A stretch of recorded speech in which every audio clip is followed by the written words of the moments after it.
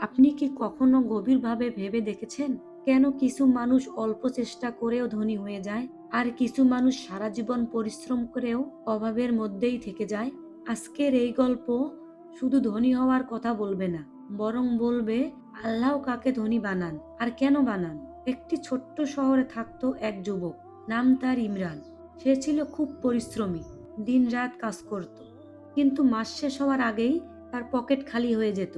একদিন ইমরান ক্লান্ত হয়ে বলল, হে আল্লাহ, আমি তো চেষ্টা করি, তবুও কেন আমার রিজিক বাড়ে না। ঠিক সেদিন মসজিদে এক বৃদ্ধ আলেমের কথা শুনল।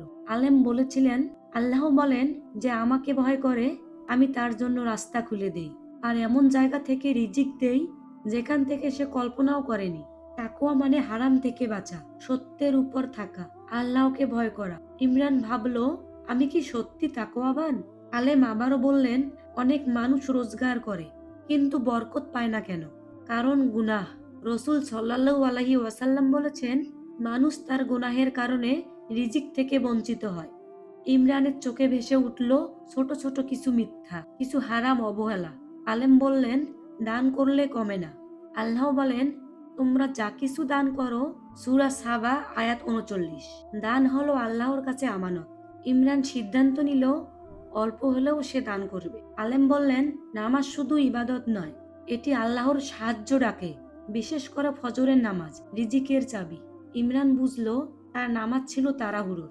আলেম শেষ কথায় বললেন, নূহ আলাইহিস সালাম তার কওমকে বলেছিলেন, তোমরা ক্ষমা চাও, আল্লাহ তোমাদের সম্পদ বাড়িয়ে দিবেন। সূরা নূহ আয়াত ১০ থেকে ১২।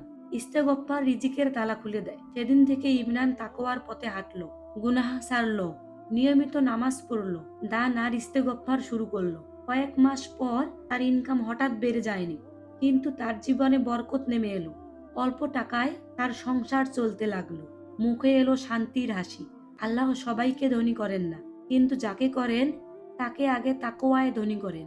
আপনি যদি চান আপনার রিজিক বাড়ুক, আজ থেকে আল্লাহর দিকে ফিরে আসুন। হয়তো কারো জীবনের দিক বদলে যাবে।